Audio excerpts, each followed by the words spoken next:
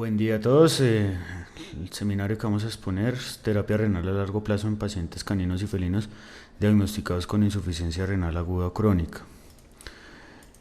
El objetivo de este seminario básicamente es tratar el diagnóstico con fin de un pronóstico, mejorar el pronóstico de sobrevida de un paciente, siempre y cuando tengamos en cuenta nosotros que diagnostiquemos la enfermedad en su fase aguda, más no en su fase crónica, debido a que si hay una disfunción renal con un periodo de evolución aparente, vamos a encontrar que el inicio del tratamiento y el inicio del diagnóstico va a tener un periodo de evolución negativo. Sin embargo, si nosotros logramos diagnosticar la enfermedad en su fase aguda o en su inicio, vamos a tener una evolución terapéutica mucho más favorable con respecto a un tiempo. De acuerdo a eso, este autor charla o habla sobre diagnóstico más que tratamiento instaurado sobre un paciente. Teniendo en cuenta eso, hablemos de la prevalencia de enfermedad renal crónica en felinos y en caninos. El 2.2% de la población y el 0.8% de la población de todas las edades de caninos y felinos son predispuestos a sufrir de enfermedad renal, tanto aguda como crónica, edades avanzadas, y la reducción de la condición corporal funcionan como factores para incrementar el diagnóstico y la presencia de la patología. Tenemos en cuenta que felinos diagnosticados con enfermedad renal crónica, el 37% de ellos son menores de 10 años, mientras que el 31% están entre pacientes de edad un poco más avanzada, entre 10 a 15 años de edad, y 32% de ellos son mayores de 15 años. No hay un rango específico en el cual podamos determinar que un paciente a cierta edad, siendo felino, pueda determinar algún proceso patológico con respecto a enfermedad renal crónica. En caninos, entre el 1.3 al 2.4% de prevalencia presentan enfermedad renal crónica, siendo pacientes entre 7 a 10 años de edad. 1.3 a 2.4% de ellos está entre 10 a 15 años de edad. Estos datos los obtuvimos a partir de un estudio que realizó Paulsin en el 2011. Teniendo en cuenta, tenemos que diferenciar cuál es una lesión renal aguda o acute kidney injury y enfermedad renal crónica, chronic kidney disease. Tenemos en cuenta que todo va a iniciar a partir de una exposición a nefrotoxinas que va a generar una isquemia por una lesión tubular. Esa lesión tubular va a generar una necrosis tubular aguda de acuerdo a un proceso de generación y necrosis que va a generar posteriormente un proceso de azotemia que va a estar caracterizado por oliguria, entendiendo por azotemia el incremento de compuestos nitrogenados en sangre. Esto va a generar una reproducción en la permeabilidad glomerular. Teniendo en cuenta eso, la enfermedad es una enfermedad progresiva en la cual va a ser muy común en perros de cualquier grupo etario, caninos y felinos. Teniendo en cuenta que es una lesión progresiva, la pérdida de la función renal se hace irreversible. Esa es la diferencia entre una enfermedad renal aguda y una enfermedad renal crónica, la irreversibilidad de la función. Hay factores que contribuyen a la progresión de la enfermedad renal en mamíferos, principalmente la hipertensión glomerular, la mineralización renal, hipertensión sistémica y amoniogénesis renal, que cada una va a tener cierta asociación clínica con respecto a dieta y con respecto a capacidades patológicas que tengan los pacientes. Principalmente la dieta con elevada carga proteica y calórica va a generar una hipertensión glomerular que a su vez puede desarrollar un proceso de enfermedad renal crónica siendo predispuesto. Dieta de ácidos grasos omegas 3, 6 y 9 va a generar una mineralización renal, a su vez fósforo en la dieta y un hiperparatiroidismo renal secundario a este proceso. Vamos a tener una hipertensión sistémica asociada a la elevada cantidad de absorción de sodio dentro de el paciente, y la amoniogénesis va a generarse debido a una acidosis metabólica e hipocalemia eventual. Teniendo en cuenta estos factores, arrancamos desde un inicio en el cual vemos que la tasa de filtración glomerular y la creatinina sérica van a estar inversamente proporcionales con respecto a un tiempo de evolución en una enfermedad. Encontramos que la tasa de filtración glomerular se va a empezar a decrecer, mientras que los valores de creatinina o azotemia renal, azotemia sanguínea, van a incrementarse. Eso a través de un tiempo en el cual va a evolucionar la enfermedad. Teniendo en cuenta eso, la enfermedad renal crónica es definida como una enfermedad renal que ha estado presente por un periodo extenso, teniendo en cuenta lo dicho por Paulsin en su trabajo en el 2011. Tenemos que tener en cuenta cuáles son los factores de diagnóstico en los cuales nosotros podemos trabajar una enfermedad renal. Tenemos marcadores sanguíneos, incremento del nitrógeno ureico, incremento de la creatinina sérica, hiperfosfatemia, acidosis metabólica y hipoalbuminemia. Son algunos de esos factores en los cuales nosotros vamos a poder diagnosticar una enfermedad renal. Tenemos marcadores urinarios, principalmente la proteinuria va a ser fundamental dentro de un cuadro diagnóstico en el cual nosotros podamos determinar el tiempo de evolución de un paciente. Tenemos deterioro de la capacidad de concentración urinaria, entendiéndose por isostenuria o hipostenuria. Imagen nefrourinaria, es fundamental poder determinar el tamaño, poder determinar la estructura y la posición de esos riñones de acuerdo al trabajo de Paulsen en el 2011. Teniendo en cuenta eso, tenemos que valorar a un paciente conforme a un diagnóstico paraclínico con respecto a exámenes sanguíneos, todos ellos, y exámenes imagenológicos, teniendo en cuenta el principal, ecografía abdominal. Para ello, la IRIS International Renal Interest Society ha determinado varios factores de evolución en un paciente, determinándolos en varios grados de pérdida de la función renal, estado 1, 2, 3 y 4, de acuerdo a su evolución y de acuerdo a los marcadores o biomarcadores que se pueden utilizar, variándolos en tres partes.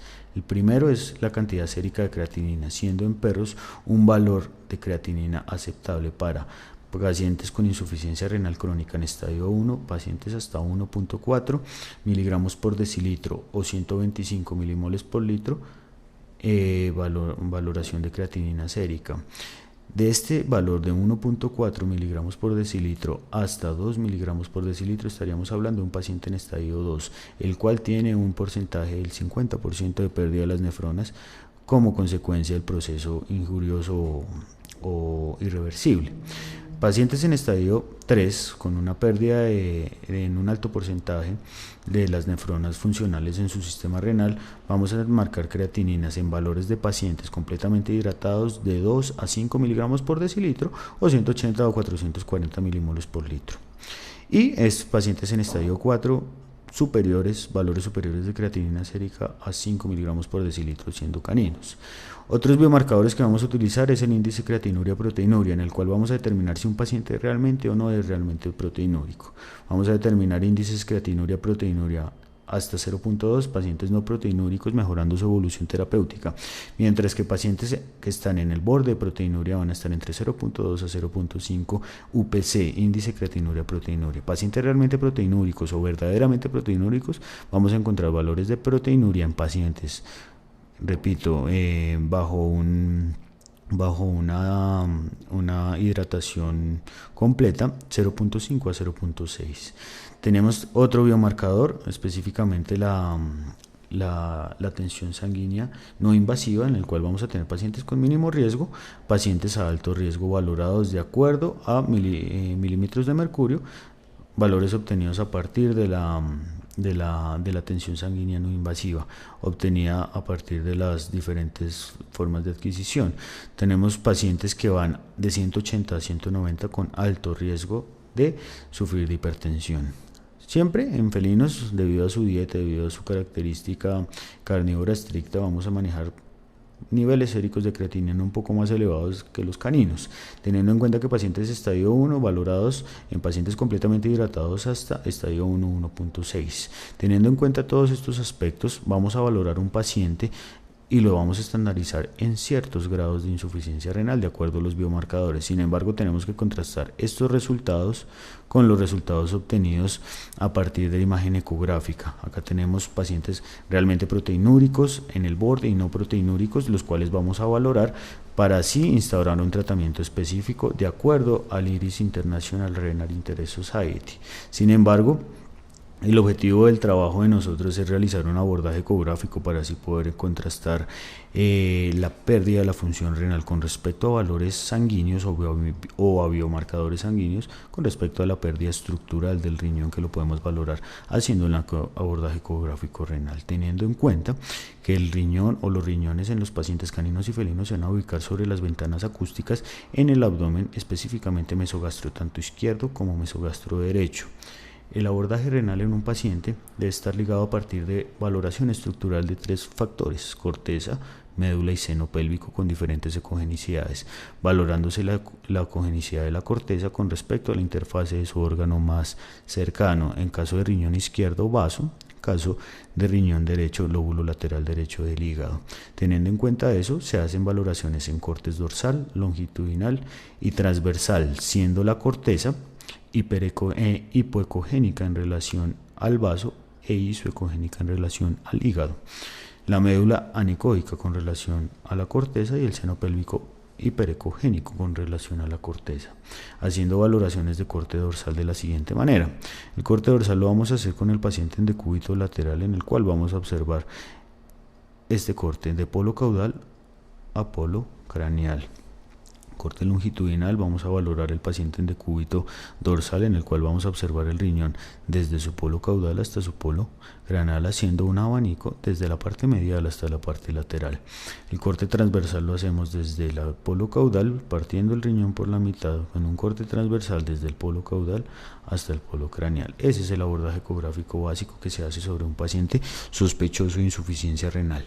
Tenemos que tener en cuenta las imágenes ecográficas que vamos a obtener en los pacientes en los diferentes cortes. Acá estamos observando una imagen de un corte longitudinal, en un corte dorsal en un paciente que tiene una medida de longitud y de ancho del riñón, valorados en diferentes maneras.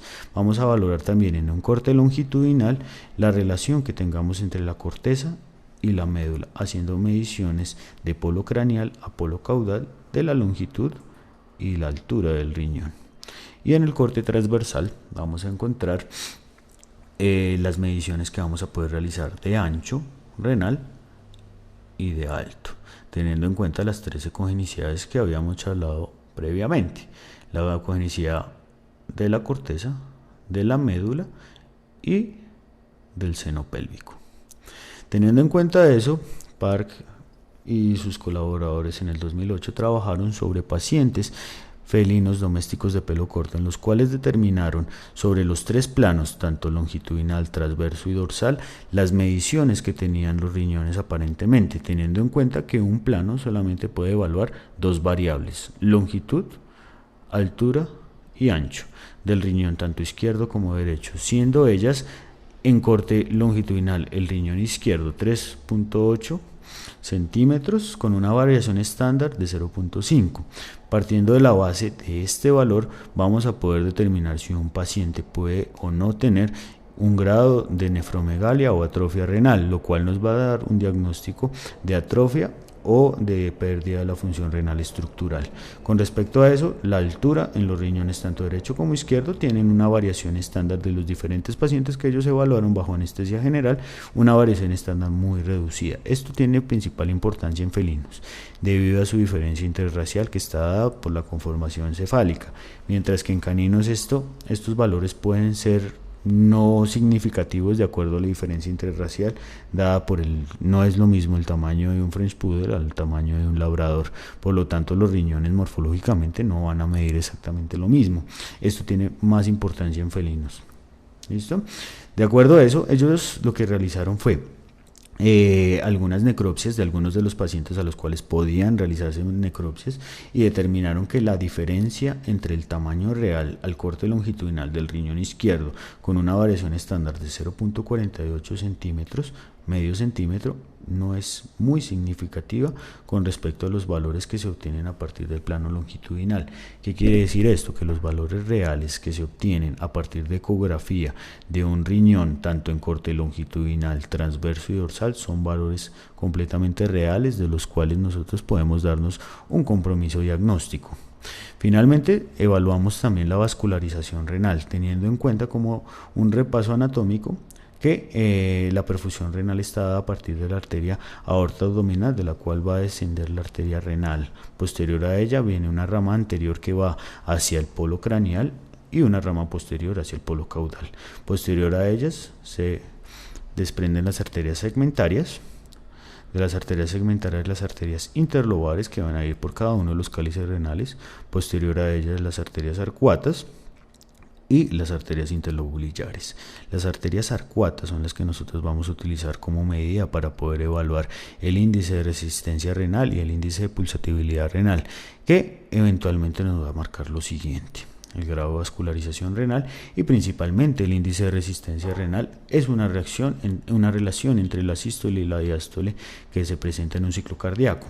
Lo que vamos a evaluar es la velocidad del pico sistólico menos la velocidad final diastólica dividido la velocidad de pico sistólico.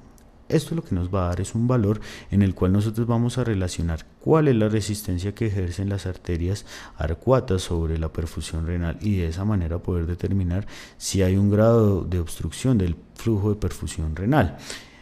Igualmente el índice de pulsatividad, la relación entre el ciclo cardíaco y el tiempo promedio de velocidad máxima de un ciclo cardíaco. Básicamente provee información en tiempo real sobre el flujo vascular anatómico y dinámico de los riñones.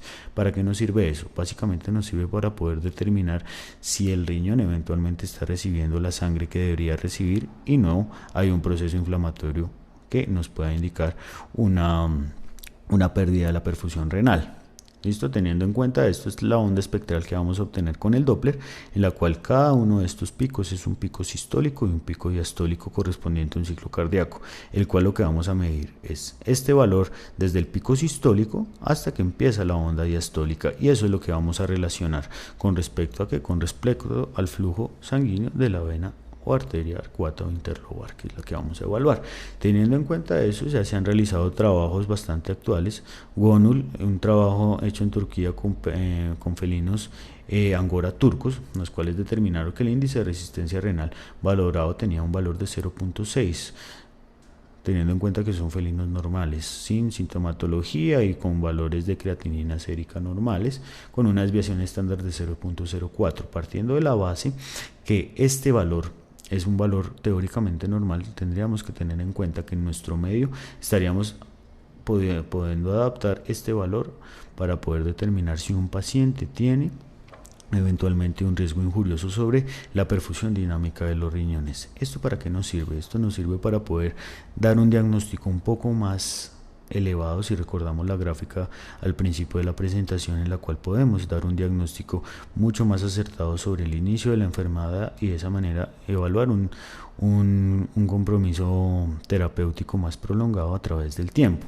El índice de resistencia renal es menos sensible en detectar la enfermedad renal. Sin embargo, las zonas espectrales de las arterias renales e intrarrenales han demostrado detectar reducciones del flujo sanguíneo antes de evidenciar cambios en el índice de resistencia o en el índice de pulsatividad renal. Esto, un trabajo de acuerdo a Carvalho y Chamas en el 2011. Teniendo en cuenta eso, también se ha trabajado sobre caninos Beagle, en el cual determinan que el índice de resistencia es similar al de los felinos, variando en 0.2 con una variación estándar de 0.04. Teniendo en cuenta este valor, encontramos que el índice de pulsatividad es exactamente lo mismo, 1.16 con una variación estándar de 0.18.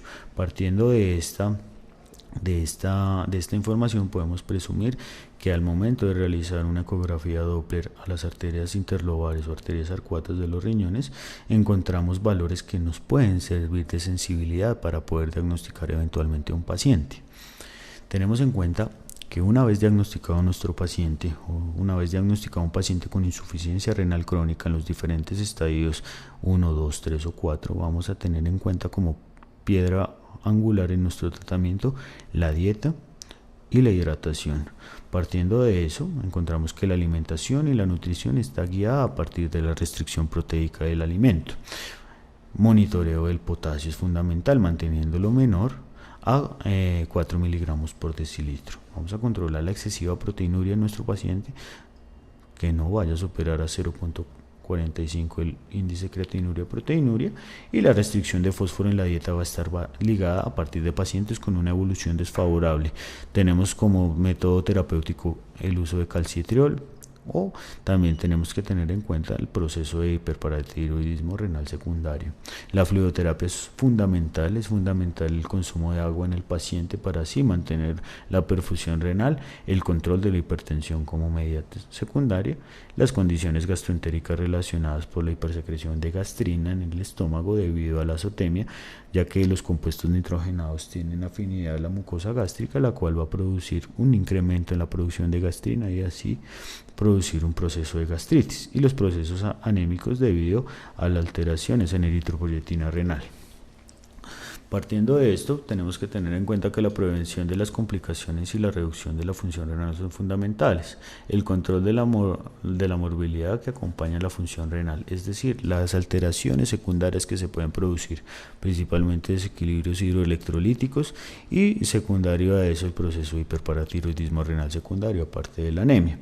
Eso nos va a ayudar para retardar la pérdida de la función renal, principalmente el manejo médico a largo plazo. Eso según estos autores en las referencias citadas.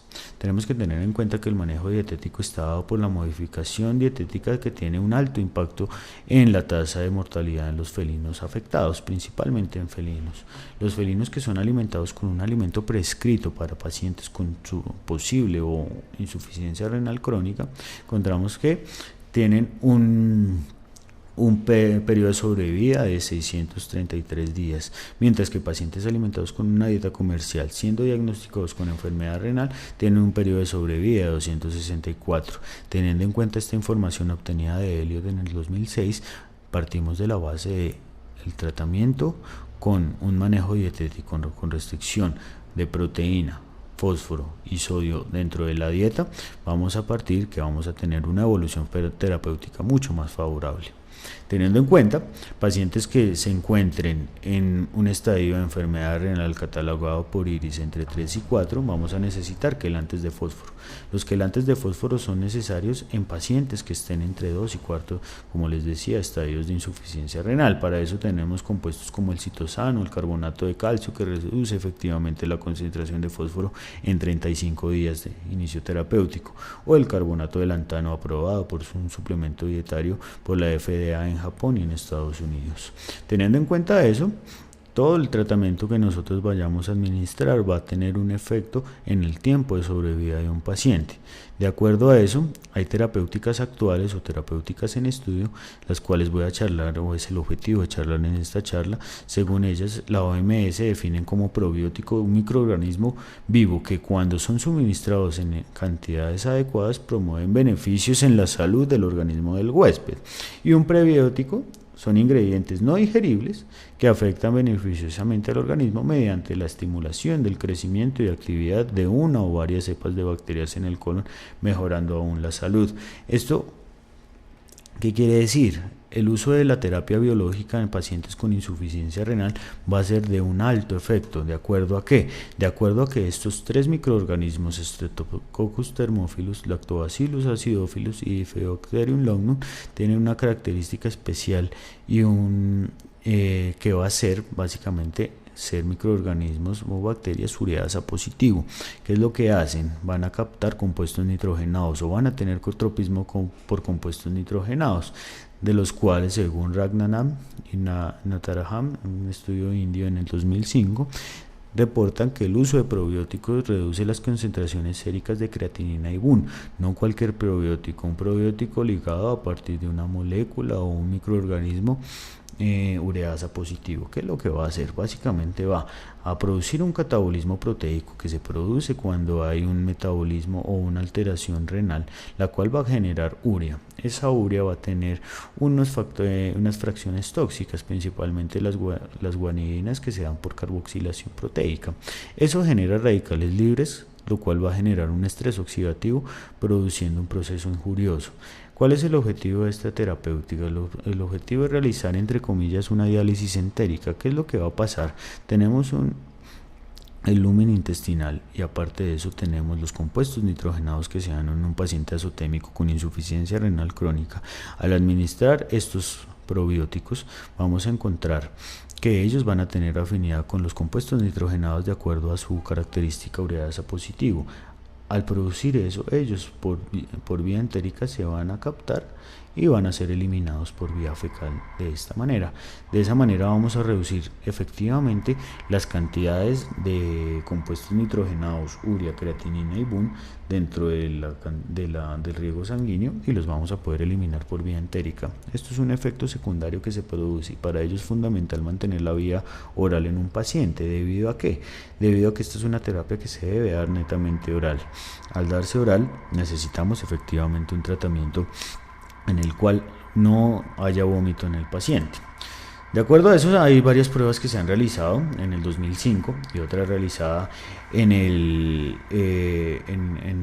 periodo actual, en el cual se utilizan los simbióticos, que son la mezcla de estos tres componentes, en la reducción de la función renal o en la azotemia que se presenta en los diferentes pacientes. Estos son estudios en los cuales se han realizado en modelos experimentales, principalmente ratas, y en unos pacientes felinos que presentan azotemia en diferentes grados.